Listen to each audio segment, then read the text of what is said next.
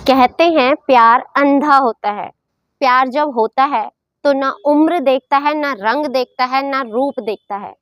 मगर क्या प्यार इतना अंधा हो सकता है कि एक पिता अपनी ही बेटी से पत्नी वाला प्रेम करे, या फिर एक भाई अपनी ही सगी बहन से प्रेमिका वाला प्रेम करे?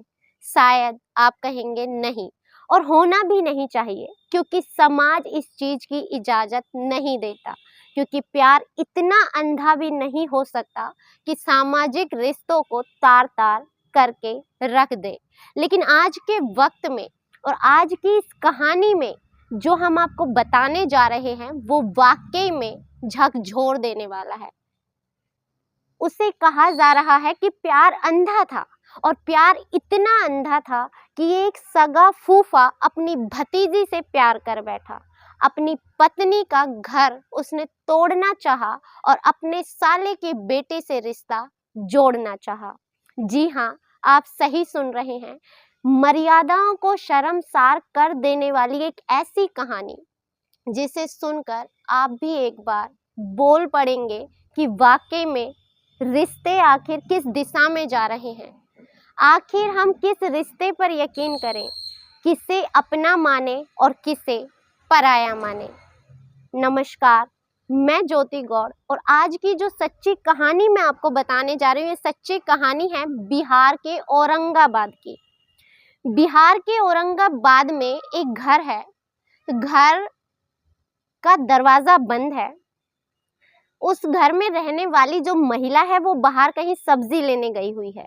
अब वो सब्जी लेकर जब घर लौटती है तो बाहर का दरवाजा सिर्फ उड़ाला गया है, यानी मतलब सिर्फ उसे बंद किया गया है, कोई सांकल नहीं लगाई गई है।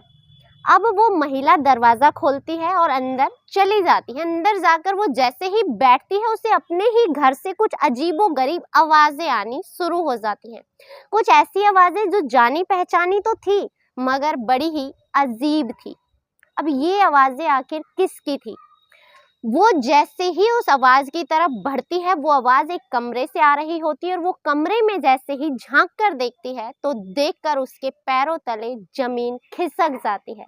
दरअसल जो उसका पति है वो बिल्कुल नग्न अवस्था में एक ऐसी स्थिति में था जिसे देखकर कोई भी पत्नी शर्मसार हो जाए।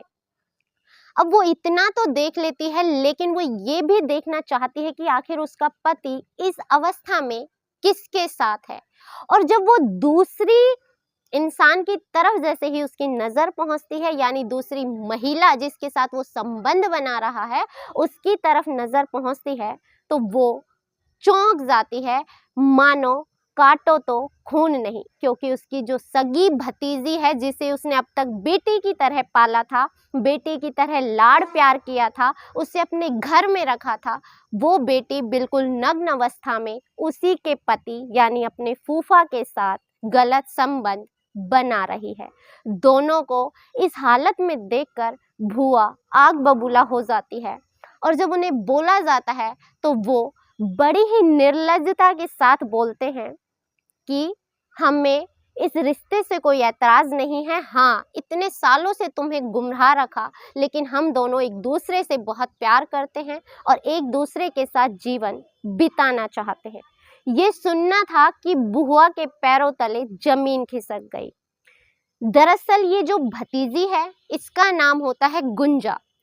दरअसल जो गुंजा है ये इस महिला के सगे भाई की बेटी है। दरअसल इनके कोई बेटी नहीं होती, इसलिए वो अपने भाई की बेटी को जब वो छोटी सी होती है अपने पास अपनी बेटी बनाकर ले आती है। वो उसे लाती है, ला करके अब उसे बेटी की तरह रखना शुरू कर देती है। दरअसल जो इसके पति हैं वो एक बस के कारोबारी हैं। बहुत बड़ा डाल्टगंज में इनका एक बस का कारोबार है, और ये अच्छे खासे कारोबारी हैं, पैसे की कोई कमी नहीं है। अब ये गुंजा को अपने यहाँ लाकर रखती हैं, उसको पढ़ाती हैं, लिखाती हैं, यानी उसकी पढ़ाई लिखाई यहीं से शुरू हो जाती है। अब लगभग इसकी उम्र रही होगी गुंजा की 13 से 14 वर्ष। 13 से 14 वर्ष के बीच आते आते गुंजा का आकर्षण उसके फूफा की तरफ बढ़ जाता है। और फूफा की तरफ सिर्फ गुंजा का नहीं, गुंजा के फूफा का भी अपनी भतीजी की तरफ आकर्षण बढ़ने लगता है। दोनों के बीच प्रेम संबंध बनते हैं और प्रेम संबंध अवैध संबंधों का रूप ले लेते हैं। घर में कोई रोक टोक नहीं है, बेटी की तरह घर में रह रही है, कोई कुछ कहने वाला नहीं है, कोई कुछ सुनने वाला नहीं है। इतने सालों से यानी लगभग 15 सालों से ये रिश्ता उसी घर की चार दीवारी में पनपता रहता है और भुआ को कानों कान खबर तक नहीं लगती। ये सब ऐसे ही चलता रहता है।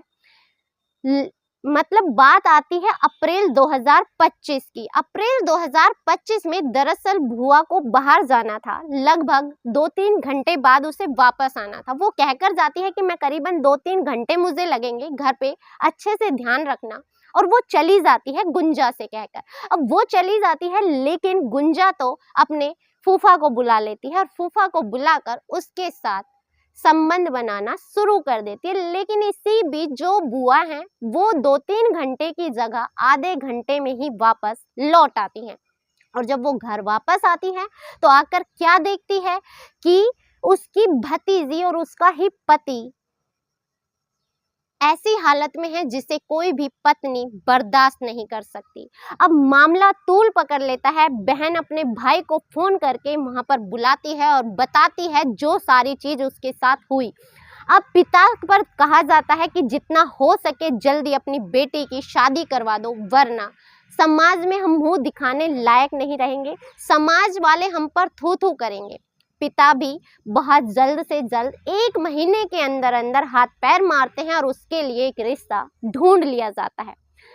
इस लड़की की शादी प्रियांशु और छोटू नाम के एक लड़के के साथ तय कर दी जाती है। ये भी एक जमींदार परिवार से है, काफी अच्छे परिवार से है। अब जो लड़की है गुंजा, वो शादी नहीं करना चाहती, लेकिन इस पर दबाव बनाया जाता है। पिता दबाव बनाते हैं, घर वाले दबाव बनाते हैं और आखिरकार ये शादी के लिए तैयार हो जाती है। और जब ये शादी के लिए तैयार होती है तो वरमाला पहनाते वक्त ही ये कसम खा लेती है कि इस बंदे को मैं जिंदा नहीं छोड़ूंगी। इसने मुझसे मेरा प्यार छीन लिया, मैं इसे जीवित नहीं रहने दूंगी। और होता भी कुछ ऐसा ही है।